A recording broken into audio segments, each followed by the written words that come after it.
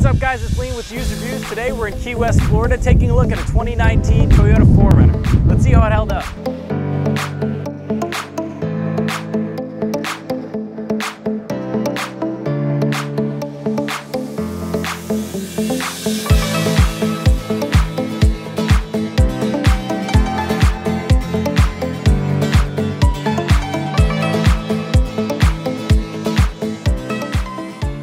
Now today's video will take place entirely in the car because it is so windy out there that after doing a couple of audio tests, I realized that you couldn't really hear anything with all the wind. So I know it sounds ridiculous that I drove all the way to Key West and that I can't even be outside, but that's just the way it is. You know, you learn something in video production that people will put up with bad video, but they will not tolerate bad audio. Today's 4Runner is powered by a 270 horsepower V6 engine paired with a 5-speed transmission. Now so far that sounds pretty underpowered to me for a vehicle that weighs almost 5,000 pounds, but I guess we'll see. Prices for a 2019 Tundra in this condition are, get this, in the $40,000 range. Now I get that these are nice trucks and they're reliable and they're great and all that stuff, but that just sounds bananas to me. These trucks have a cult-like following, like so many Toyota products like the Tundra and the Tacoma, and it just drives the prices up to ridiculous numbers. Now I'm gonna be hard on the 4Runner today because it's a 3-year-old $40,000 truck, so this thing better be good. Okay, so the model we're testing today is the SR5, which is the base model 4Runner. Now I did this on purpose because I know we all love those TRD off-road models because they're so cool and they come in these awesome color options, but I thought it'd be more important to test just the base model to see what this car is really about. Now, since I'm in the back seat, I think I should mention that this is incredibly spacious. This thing could be a limousine. I got so much room. I'm 6 feet tall. I set the seats in the front to be comfortable for me, and back here I got tons of room. I mean, I could do a road trip like this easily. I also have two 12-volt outlets so that people don't have to fight over who gets to charge their phone. The only complaint I do have is, again, the seats. Just like the front ones, the ones back here are even less comfortable, and that's something that Toyota really needs to work on. Okay, first impressions inside the Toyota 4Runner. Well, I mean, a lot of plastic. Honestly, that's the first thing that comes to mind. There's just plastic all over this truck and it's everywhere. And I know it adds to the look maybe, but I feel like they could have been better about hiding it. It's just all over the place, and not just plastic, cheap plastics. There's hard plastics all over the place. I don't see a lot of soft materials.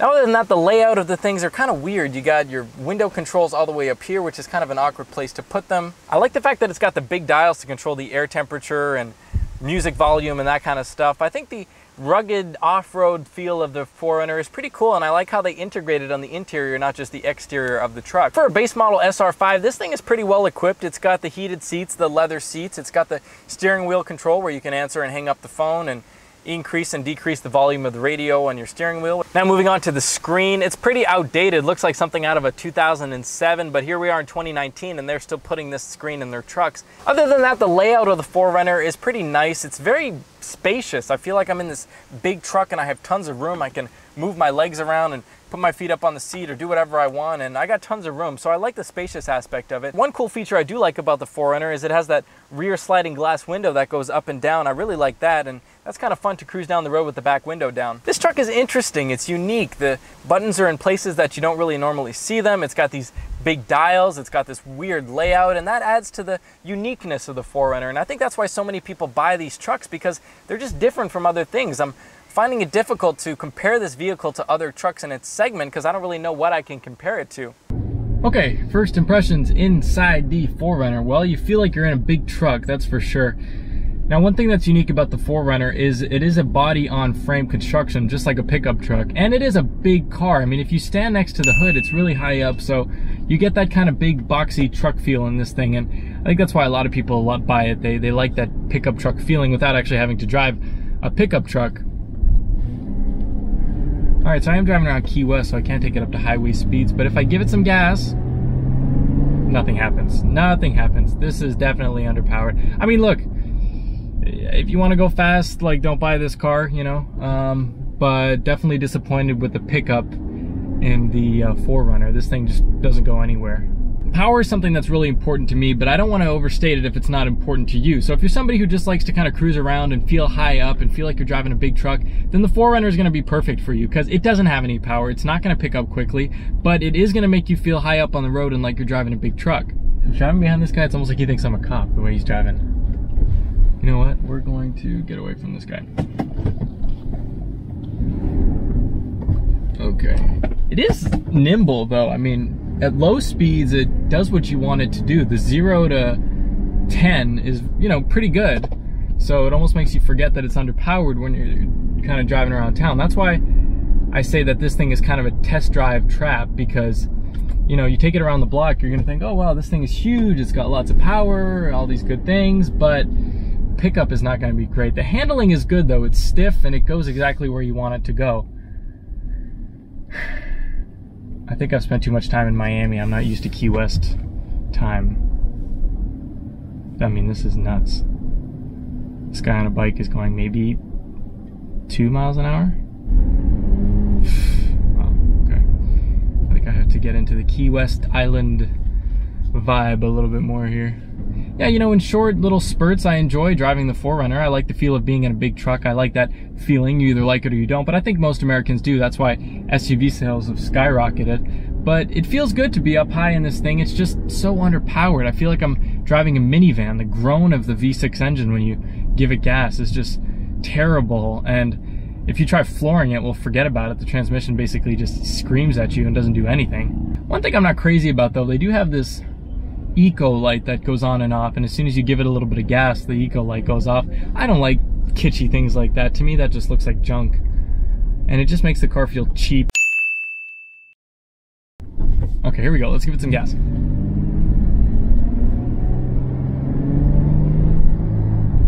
Nothing.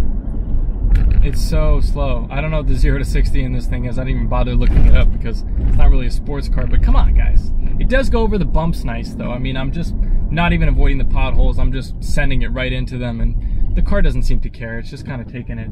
That's where the 4Runner, you know, makes its mark. It's going through these potholes and bumps and just kind of cruising over them. Another problem I have with the 4Runner, other than the acceleration, is just the seating position. I can't seem to get comfortable. I'm either up here and then I'm like, okay, no, that's not comfortable, it hurts my shoulder. Then I'm down here, but I put my elbow right on some hard plastic and I'm like, okay, that's not comfortable. Then I'm holding the steering wheel with 2 hands and I'm like, okay, what am I gonna do? I'm not gonna drive like that. I never drive like that. So I just can't seem to get comfortable in this truck. That's my main issue with this thing, is I can't get comfortable, which is kind of important in a car.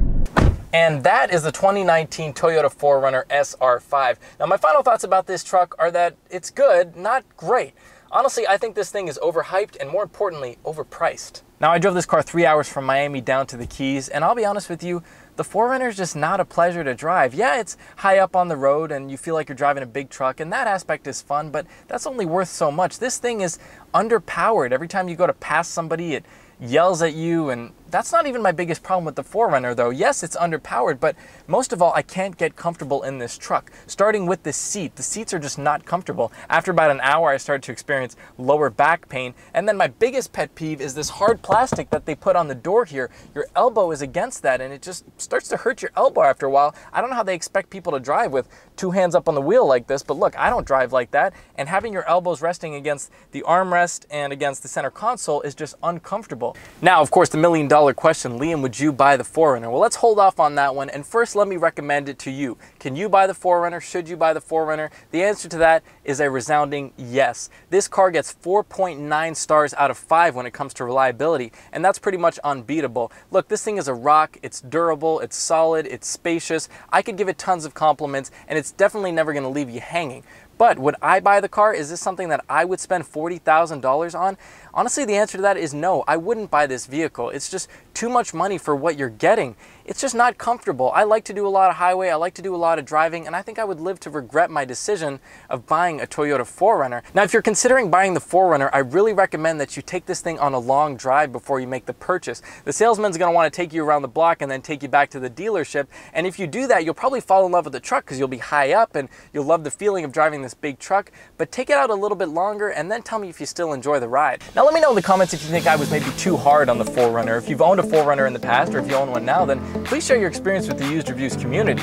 If you're new to the channel, then consider subscribing. If you enjoyed the video, then go ahead and leave a like, and we'll see you next time.